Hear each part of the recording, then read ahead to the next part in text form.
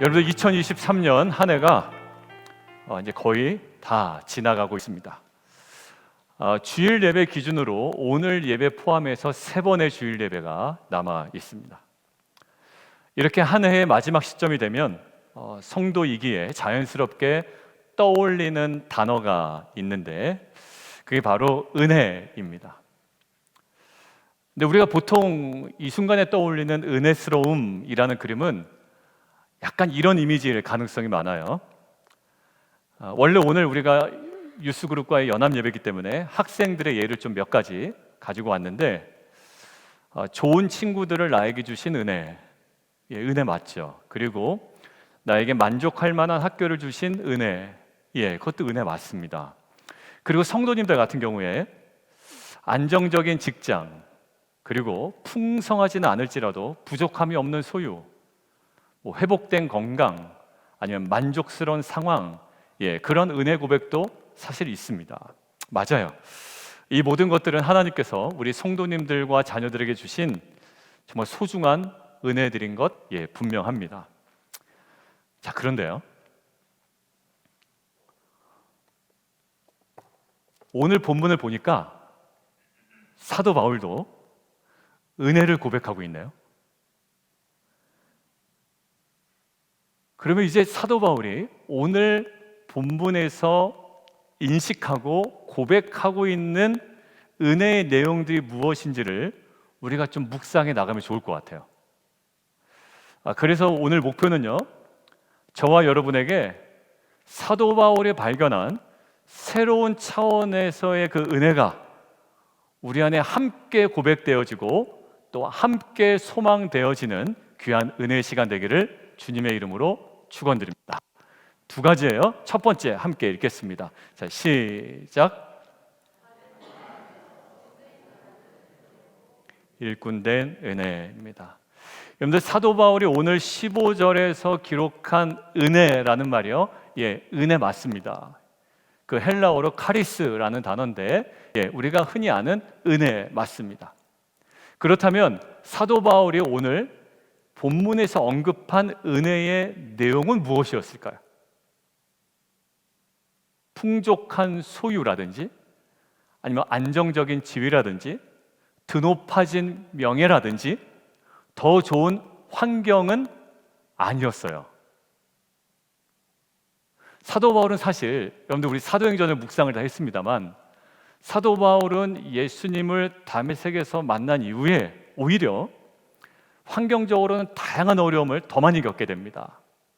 자, 사도 바울이 겪게 된 예수를 영접하고 회심한 이후에 사도 바울의 삶이 어떠했는지를 요약해서 본인이 이렇게 정리를 했더라고요. 같이 한번 세번역으로 읽어보도록 하겠습니다. 시작. 많이 하고, 감옥살이도 더 많이 하고, 애도 많이 하고.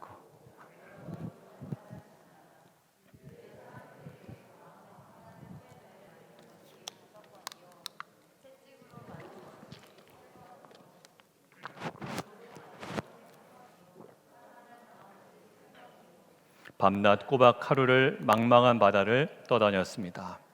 자주 여행하는 동안에는 강물의 위험과 강도의 위험과 동족의 위험과 이방 사람의 위험과 도시의 위험과 광야의 위험과 바다의 위험과 거짓 형제의 위험을 당하였습니다.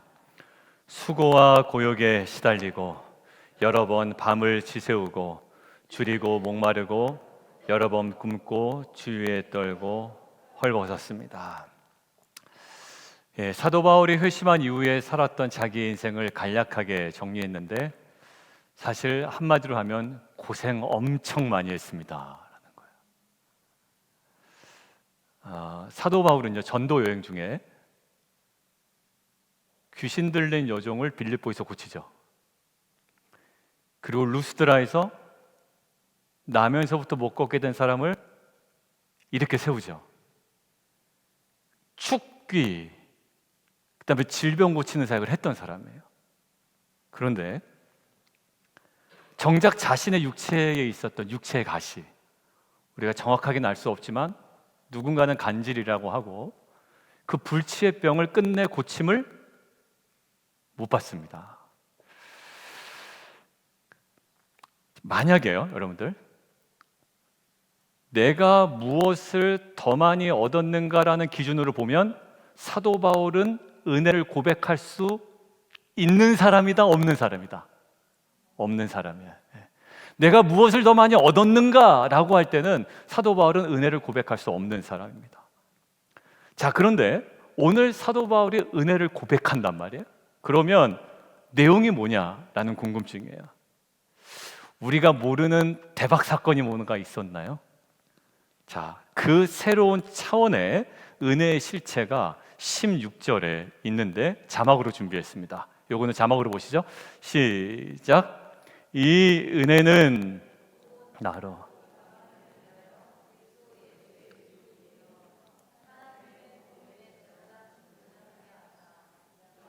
제물로 드리는 것이 성령 안에서 거룩하게 되어 받으실 만하게. 그런데 사도 바울은 지금 무엇을 은혜로 인식하고 있나요? 자신이 예수의 일꾼이 되어 이방인을 위해서 하나님의 복음을 전하는데 쓰임 받은 것을 은혜로 여기고 있어요. 내가 더 많은 것을 얻어낸 것이 은혜가 아니라 내가 하나님께 쓰임 받은 것이 내게 은혜가라는 거예요. 자, 이러한 은혜에 대한 관점과 인식을 갖고 있는 사도 바울은 17절, 18절에서 무엇을 자랑하는지 보세요. 이 은혜에 대한 관점이 살아있는 사도 바울이 17절 성경 보시죠. 하나님의 일에 대해 자랑한다는 거야. 내가 가진 재산이나 뭐 집이나 명예나 영향력을 자랑하는 것이 아니고 하나님의 일을 자랑한대요. 18절 바울 자신을 통하여 하나님께서 역사하신 것들을 자랑한다고 이야기합니다. 여러분들, 단순히 사도 바울은 무엇인가를 얻어낸 은혜, 무엇인가를 받은 은혜가 아니라 하나님께 뭐한 은혜? 쓰임받은 은혜, 일꾼된 은혜를 자랑하고 고백하고 있더라라는 거예요. 이걸 묵상하고 있는데요, 하나 떠올랐어요. 사도행전에 어느 교회가 유명합니까? 첫 번째는 예루살렘 교회, 두 번째 쭉 읽다 보면 안디옥 교회가 그렇게 유명해요. 근데 안디옥 교회가 유명한 이유는 무엇이었을까요? 교회 건물이 5층이라서가 아니죠. 여러분들, 이 지역에도 유명한 교회 많습니다. 그렇죠? 목사님이 유명해서 또 교회가 커서 여러 가지로 이유가 됩니다. 그러나 그것 때문에만은 아니지만 그것 때문에 그래도 알려진 교회들이 사실 많이 있어요. 근데 안디옥 교회는 왜 유명할까요? 재정이 풍성해서 아니고 사회적으로 유명한 인사가 많아서도 아니고 또 건물이 높아서도 아니었습니다. 하나예요. 이방인 선교에 쓰임 받았던 교회이기 때문에요. 여러분들, 우리 교회가 유명해질 수 있는 이유는 뭐가 돼야 될까요? 야, 우리 교회 의사 엄청 많아. 대박 사건. 변호사도 많고 누구도 많고. 이래서 사실 유명한 교회도 없지 않습니다만, 그러나 정말로 우리가 은혜라고 여기는 그 지점은 어디게 돼? 우리가 그 복음의 사역에 쓰임 받았다는 사실이 우리에게 은혜가 되며 자랑이 되어야 하는 줄 믿습니다. 여러분들, 저희는 2023년을 마무리하는 시점에 서 있어요.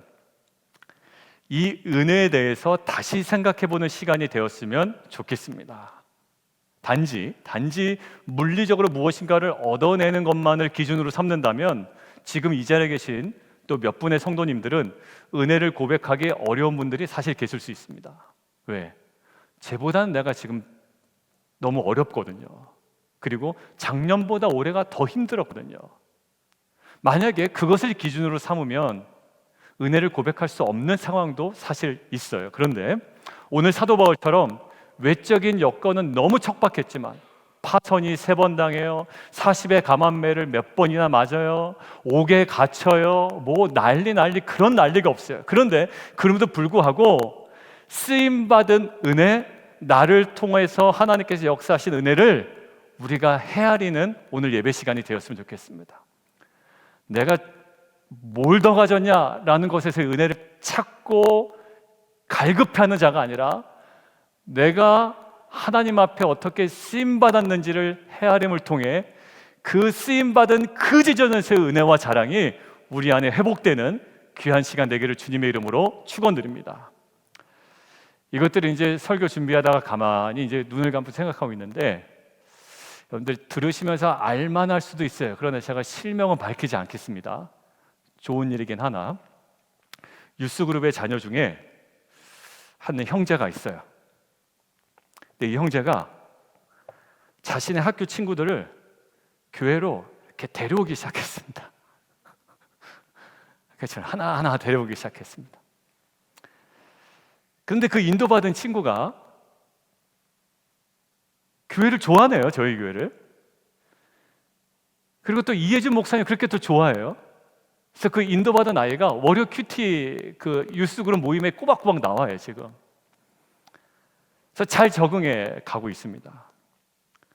근데 그 본인의 자녀가 교회에 잘 적응하고 있는 모습을 바라보고 있는 인도된 친구의 어머니께서 저희 교회 여성 집회, 그리고 새벽 기도회, 주일 예배를 또 오늘도 지금 함께 드리고 계십니다. 엊그제 지난 목요일 올해 마지막 여성 집회라고 해서 이해준 목사하고 저하고 찬양 인도를 좀 섬기자 그래서 가서 섬기고 왔어요. 근데 끝나고 나서 이제 그분을 만나게 됐습니다. 근데 인사를 나누고 이야기를 나누게 됐는데 그 아이 때문에, 또 아이가 잘 정착하고 이런 것 때문에 교회를 오게 됐고, 또 집회라든지 새벽 기도회라든지 예배 이렇게 오면서 받은 은혜를 이렇게 나눠 주시더라고요. 근데 눈물이 이제 글썽글썽 하신 거예요. 집회 때 올 때는 내가 지금 뭐 하고 있나, 왜냐면 원래 다른 교회 간간히 출석을 하고 계시기 때문에 내가 지금 어디 있나 이러셨대요. 그런데 이렇게 오는데 하나님께서 주시는 은혜가 이렇게 있더라는 거예요. 저는 그 이야기를 듣는데 이 유스 자녀 김모군 TJ군 예, 그 자녀에게 저는 그 자녀에게 2003년은 나에게 뭔가 얻어지는 은혜가 없어 라고 만약에 생각한다면, 자신에게는 어떤 구체적인 계획은 없을지 모르지만 그 쓰임받은 은혜, 일꾼된 은혜가 풍성한 한 해였음을 저는 분명히 깨닫게 되었습니다. 뭐가 은혜라고요? 얼마 전에 태주가 생일이었거든요. 그래서 아빠가 선물도 사주고 막 저한테 자랑하더라고요. 그런데 그것도 물론 은혜긴 하지만 지나고 나서 보니 자기가 하나님께 쓰임받았다는 사실이 그 태주에게 어떤 은혜보다도 더 풍성한 것임을 고백하는 하나가 될 줄 저는 믿습니다. 여러분들, 신앙의 절정은 하나님을 통하여 내가 무엇을 얻었냐의 싸움은 아니에요. 신앙의 절정은 하나님께서 나를 통하여 어떻게 일하셨느냐에 있습니다. 그 쓰임받은 은혜, 일꾼된 은혜로 그 신앙의 절정을 향해 날마다 걸어가고 날마다 그 절정을 경험하며 나아가는 저 여러분 되기를 주님의 이름으로 축원합니다.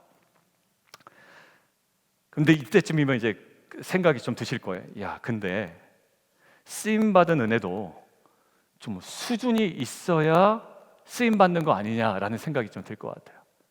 야, 저 정도 안수집사 돼야, 저 정도 뭐 장로가 돼야, 뭐 저 정도 권사가 돼야 그래도 쓰임받는 거 아니냐라는 생각이 아마 있을 것 같아요. 뭐 지금 나오는 사도 바울 정도는 돼야, 아니면 한국의 기독교 명문사학 한동대를 설립한 뭐 고 김영길 장로님 정도는 돼야 쓰임받았다고 할 수 있지 않냐라고 생각할 수 있어요. 그렇지 못한 모습에 의기소침해할 수 있습니다. 그래서 우리가 다시 생각해야 되는, 오늘 설교 제목 중에 다시 생각해야 하는 새로운 차원의 은혜 두 번째를 함께 보려고 해요. 자, 읽어볼까요? 시작.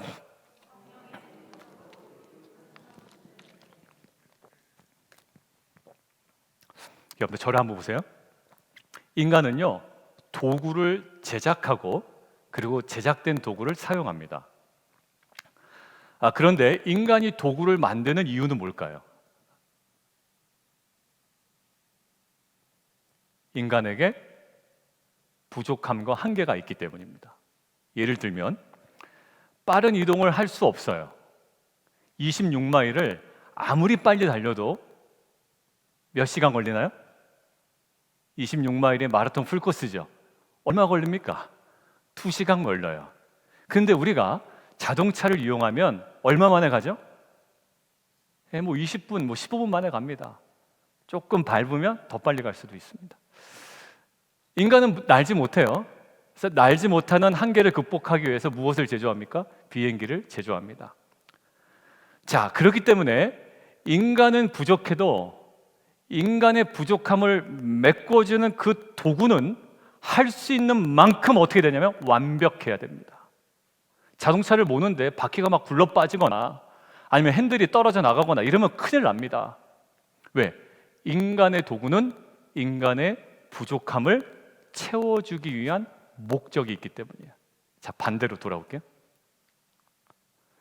결국 인간이 도구를 사용한다는 것은 무엇을 방증합니까? 그만큼 인간에게 한계가 있다라는 것을 방증하게 되는 거죠. 자, 바꿔서요. 하나님은 어떤 분이십니까? 전지전능하신 분이에요. 자, 그러면 때문에 하나님은 도구가 필요하신 분이다, 아니다? 아니다라는 거죠. 하나님은 그런 면에서는 도구가 필요하지 않으세요.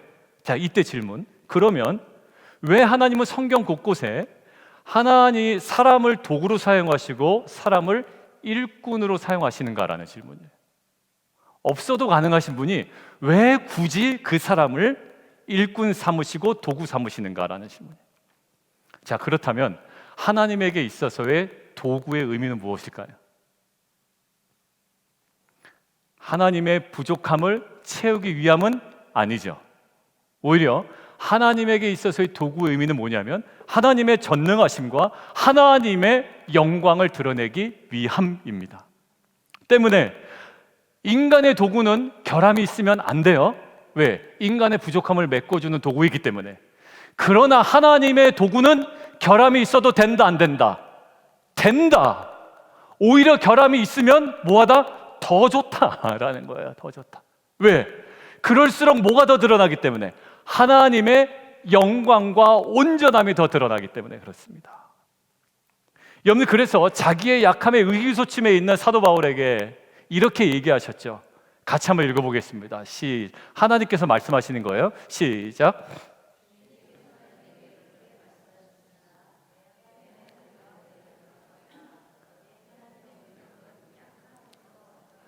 예, 맞아요. 도구는 반드시 목적이 있습니다. 그런데 인간의 도구들은 인간의 부족함을 채우기 위해서 존재하는 것이지만 하나님의 도구들은 하나님의 전능과 영광을 드러내기 위해서 존재하는 겁니다. 자, 때문에 하나님의 일꾼된 은혜를 누리는 우리에게 허락된 두 번째 은혜가 아까 대지의 제목이었습니다. 오늘 18절과 19절에 있네요.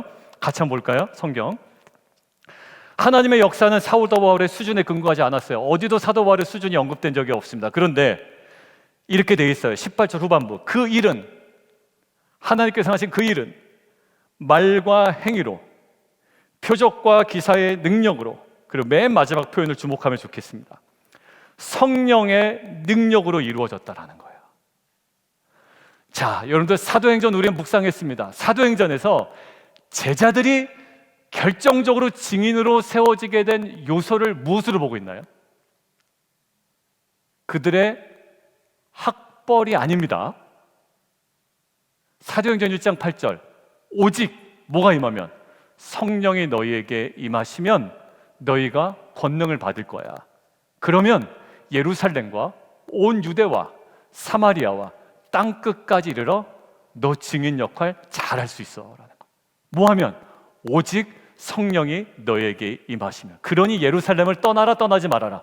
죽어도 떠나지 말아라. 성령 받을 때까지.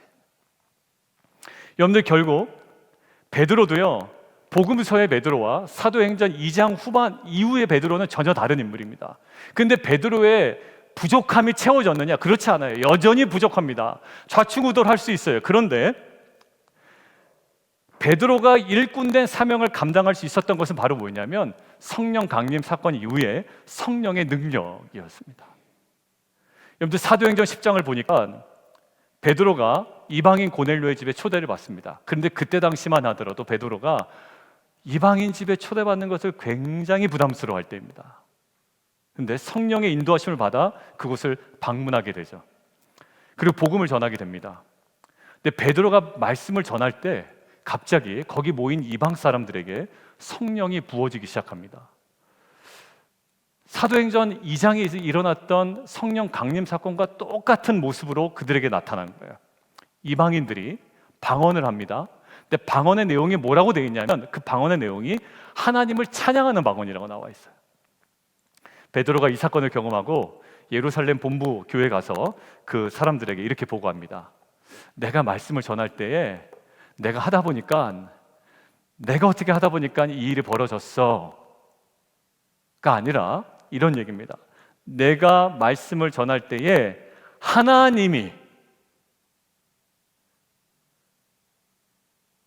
내가 말씀을 전했는데 하나님이 우리가 예수 그리스도를 믿을 때 받은 것 같은 똑같은 그 선물, 성령을 그들에게도 주셨어. 누가 맡겠냐라고 이렇게 보고를 해요. 예루살렘 교회 가서. 그 이야기들은 예루살렘 교회 구성원들이 뭐라고 반응할까요? 야, 베드로는 역시 대단하다 라는 칭송이 아닙니다. 여러분들 누가 사람에게 집중하는 거 있죠? 아, 그 사람은 좀 영향력이 있는 것 같아. 그 사람 믿음이 좋아. 뭐 존경하는 것까지는 좋은데요, 거기서 꼭 문제가 발생하더라고요. 아, 역시 목사님은 대단해. 장로님, 그 장로님, 권사님 역시. 아니요, 꼭 그 지점에서 문제가 발생하더라고요. 여러분들, 요 예루살렘 구성원들이 야, 베드로 역시 성령 강림 사건 이후에 솔로몬의 그 저기에 올라가서 3,000명, 5,000명을 회심시키더니 지금도 동일하게가 아니라 이렇게 반응을 하기 시작합니다. 함께 읽을까요? 시작. 하나님께 영광을 돌려 이르되 그러면 하나님께서 이방인에게도 생명 얻는 회개를 주셨다. 여러분들, 그들이 주목한 것이 뭘까요? 베드로의 탁월함이 아니었어요. 오히려 그 연약한 베드로를 통하여 역사하신 하나님을 보기 시작합니다. 여러분들, 저는 저게 그냥 영적인 그 레토릭이 되지 않는다고 저는 믿어요. 그냥 교회 오래 다닌 사람들은 그냥 하나님이 하셨어요 라는 그 레토릭을 많이 쓰거든요. 근데 저 장면에서 저 하나님께서 회개를 주셨다, 하나님께 온전히 영광 돌릴 수 있는 그것은 뭘까요? 정말 베드로 안에서 일을 하신 하나님을 경험한 자가 고백하고 선언하는 내용이라고 저는 믿습니다. 여러분들, 사랑하는 성도 여러분, 쓰임받는 은혜, 일꾼된 은혜는 우리의 수준으로 결정되거나 성취되는 건 아니에요. 그 일을 작정하신 하나님께서 베드로와 사도 바울을 통하여 역사하신 것처럼 연약한 우리를 통하여서도 성령의 능력으로 친히 역사하실 줄 믿습니다. 여성사역 섬길 때 나는 좀 안 될 것 같아. 아니요, 잘 해오셨어요. 남성사역 잘 해오셨어요. 그 텐트지기, 여러 가지 팀장들, 이번 주에 보니까 각 팀들 모임이 계속 있더라고요. 갈 수 있는 한 제가 이제 가보려고 했어요. 그러니까 우리 손대접 팀은 또 연말이어서 모인다 해서 저 가서 또 같이 교제하고, 수요일 날은 또 첫 새벽 중보팀 또 모임 있고, 어제는 또 선교팀 모임 있고, 이제 팀장님들이 이제 연말 되고 또 새로운 것들 계획하고 이제 모이세요. 다음 주에도 또 있어요. 돌아오는 주에도. 그래서 또 오늘 저녁에는 또 모이고 뭐가 있더라고요. 여러분들, 그 안에 어떤 그분의 탁월함이 아니에요. 뭐냐면 대들 모여서 고백하는 것은 뭐냐면, 우리 여성 집회 때도 얘기 나왔지만 정말 은혜예요. 뭔지 모르겠어요. 그런데 성령의 능력으로 우리 안에 역사하는 그 은혜가 있어요. 여러분들, 우리 안에 새로운 한 해는 우리 안에 있는 뭔가 붙잡혀 있는 나의 내면에 어떠한 그 연약함과 그 모든 부족함이 아니라 이제 성령의 능력으로 다시 새로운 소망의 부르심으로 나아가는 저 여러분 되기를 주님의 이름으로 축원드립니다. 여러분들, 결국 사도 바울의 이 능력에 대한 확신이 있었어요. 사도 바울이 자기가 좀 탁월해서가 아니라 여전히 불치의 병이 있잖아요. 그런데도 확신이 있었던 거예요. 어떤 확신? 내가 약할 때에 뭐다? 강함이다 라는 거예요. 이거 정말 수사적인 표현 아닙니다. 이것은 정말 내 안에 하나님이 계시고 그 하나님이 일하고 계시다라는 정말 그 믿음에서 나오는 온전한 선포인 줄 믿습니다. 그러니까 사도 바울은 끊임없이 개척하는 거예요. 왜? 본인이 잘나서가 아니라 그 안에 역사하신 하나님에 대한 무한한 신뢰가 있었거든요. 로마서 15장 후반부, 오늘 본문 후반부에 보면 이제 어디로 간대요? 로마로 향해 간대요. 그 다음에 어디로 간답니까? 스페인을 향해 간대요. 복음이 전해져야 하는 곳에는 본인이 가겠다라는 거예요. 뭐를 기대하며? 쓰임 받는 은혜를 기대하며 나는 순종하겠다 라는 선언이 거침없이 나오는 겁니다. 이러한 쓰임 받을 은혜에 대한 담대함과 소망이 2024년에는 여러분들 제가 이제 부를 거예요. 한 분 한 분씩 눈 마주친 분 제가 2024년에 제가 부를 거예요. 어디에? 쓰임 받는 자리로. 고개를 또 숙이시네.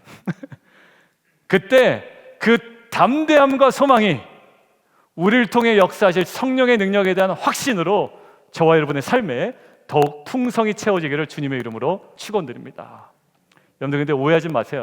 아이고 목사님 교회 사역에 써먹으려고 그러는구나. 그 차원이 아니라 이제 우리가 텐트를 통해서 아까 우리 신상현 목사님 말씀하신 것처럼 교회 안에 갇혀 있으면 안 된다고 그랬잖아요. 교회 바깥으로 소외된 자들과 필요로 하는 자들에게 우리의 자그마한 섬김의 운동을 할 거예요. 시드 프로젝트. 아주 작은 거예요. 뭐 반찬 하나 만들어주는 것도 괜찮아요. 그리고 그 아이를 한 2시간 돌봐주는 것도 괜찮아요. 그냥 영화 보고 오라고. 그냥 그거 섬기는 거예요. 시드 프로젝트. 그것이 우리에게 뭐가 됩니까? 예, 은혜가 될 줄 믿습니다. 왜? 쓰임받은 은혜, 일꾼된 은혜이기 때문에 그래요. 자, 말씀 마무리하겠습니다. 여러분들 어제 있었던 이야기로 말씀을 좀 정리하라고 그래요. 지난 주 중에 저희 막내가 얼리 액션 지원한 학교에 대한 2 학교 결과가 나왔어요. 한 군데는 합격을 했고요. 한 군데는 이제 정말 가고 싶어 했던 드림스쿨은 디포로 빠졌습니다. 근데 금요일 날 딱 그 얘기를 듣는데 그 합격하지 않은 그 사실 자체를 은혜다라고 하기에는 좀 솔직하지도 않은 것 같고, 그리고 그런 마음 전혀 들지 않았습니다. 원망은 아니지만 그래도 은혜야 라는 고백은 나오지 않더라고요. 어제 설교 준비를 하는데 이제 막내는 레귤러 본인이 또 가고 싶은 학교에 이제 정리를 하느라고 저랑 파운데이션 커피숍에 있었습니다. 근데 금요일 날 사모랑 이제 엄마랑 이야기를 했대요. 그래서 어느 정도 이제 좀 마음이 다스려졌습니다. 아침에 새벽부터 와서 새벽기도 왔다가 이제 파운데이션 갔다가 점심쯤 되니까 좀 피곤해하는 것 같기도 하고, 걔가 이제 쌀국수를 좋아하거든요. 그래서 그 파운데이션 건너편에 있는 몰에 그 쌀국수를 먹으러 갔습니다. 그리고 그 옆에 있는 스윗베리, 너무 구체적인가요? 그 요거트 아이스크림을 먹으러 갔어요. 오늘 이따 꼭 드세요. 아이스크림 막 먹으면서 이런저런 얘기를 나눴습니다. 그런데 막내가 약간 웃음을 지면서 저한테 아빠 웃긴 얘기 하나 해줘요 이러더라고요. 그래서 무슨 얘기라고 했는데, 자신의 친구들과 이제 서로 합격 여부를 막 이제 얘기를 주고받을 거 아니에요? 근데 친구들은 다 좋은데 많이 붙었어요. 수환이 친구들은. 근데 이제 얘가 디포로 빠졌잖아요. 그러니까 이제 그거를 공유했대요. 나 이렇게 됐다. 근데 그때 자신의 친구 중에 한 명이 이렇게 얘기를 보내왔대요. 제가 캡처를 좀 해달라고 그랬거든요. 그래서 이렇게 왔어요. 제 좋은 대학교 갔다 오는데 막 틀렸어요. 막 철자도 막 치다 보니까 틀렸나 봐요. 저렇게 보내요. Sharon, don't worry. God will have a better plan for you. 별로 그냥 우리 흔히 하는 얘기잖아요. 아까 얘기한 레토릭, 그냥 늘 하던 레토릭. 그런데 아빠, 이 아이는 교회도 다니지 않고 하나님도 믿지 않아 이러는 거예요. 근데 수환이는 학교에서 자기가 크리스찬이고 교회를 다니고 우리 아빠 목사며 개척한 지 얼마 됐고 뭐 자신이 교회 섬기는 것의 기쁨과 이런 것들을 이제 많이 오픈하고 막 친구들한테 얘기하거든요. 그러니까 알아요, 얘가 이제 교회를 다니는 거를.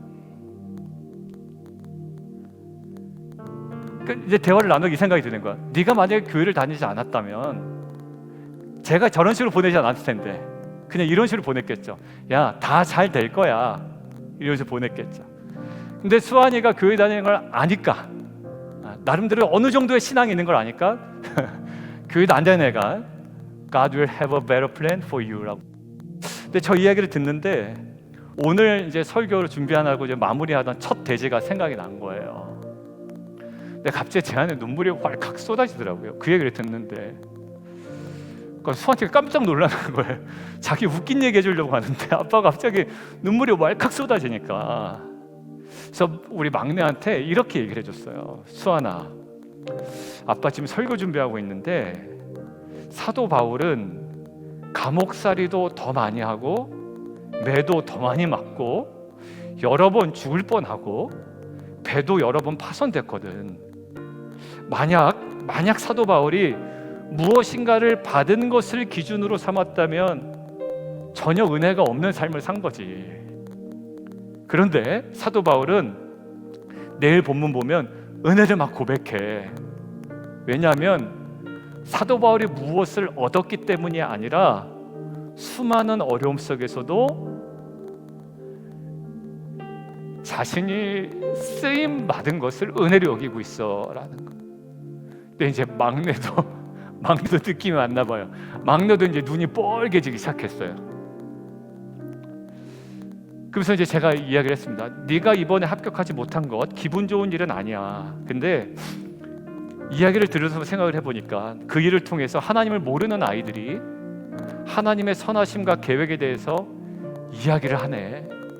물론 그 아이들이 지금 예수님을 영접했다거나 뭐 구원을 얻는 믿음이 있는 건 아니야. 근데 너의 그 실패마저 굉장히 선하게 쓰임을 받은 것 같아서 아빠는 조금 전까지만 해도 은혜가 아니라고 생각했던 그게 지금 마음에 너무 은혜라는 확신이 들었어 라는 거예요.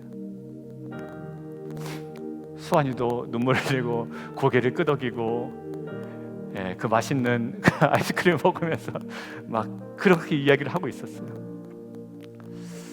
여러분들, 하나님은 우리의 실패도 연약함도 그리고 너무 아픈 과거도 그분의 섭리 아래 그리고 성령의 능력으로 선하게 사용하실 수 있습니다.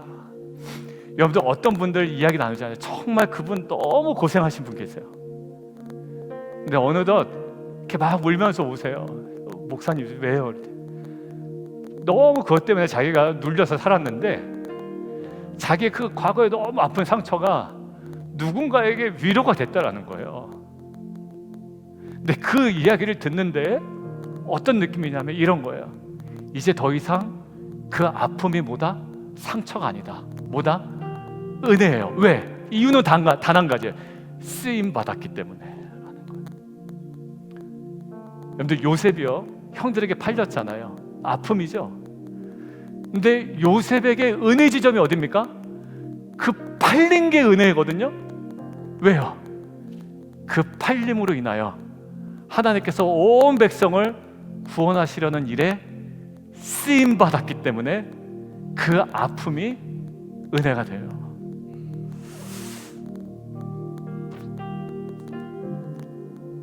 오늘 이 시간이 새로운 차원의 은혜가 열리는 예배가 되길 원해요. 나는 저 집사님보다 없고 작년보다 안 좋고 뭐 애들도 그 모양이고, 물론 은혜가 안 되는 지점이 많지만 분명히 하나님께서 여러분들을 귀한 사역 가운데 쓰셨어요. 여러분들 눈물로 새벽마다 나오셔 기도하셨고요. 그 사역에 정말 누구보다도 기도로 준비하시면서 헌신하셨어요. 그것 때문에 많은 분들이 여러분들의 헌신에 직접적으로 얘기는 안 하더라도 저한테 참 도전받는다고 이야기해 주세요. 여러분들, 은혜스러웠던 한 해였어요. 교회와 성도들을 위해 기도의 제물로 쓰임 받는 것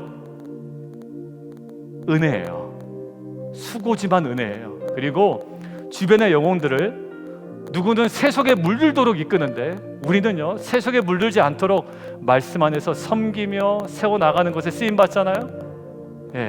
힘들죠. 권면도 안 들을 때도 있어요. 그러나 그 쓰임 받았다면 은혜예요. 그 쓰임 받는 은혜, 일꾼된 은혜를 성령의 능력 안에서 더 풍성하게 누리는 빛과 성공 공동체 되기를 주님의 이름으로 축원합니다.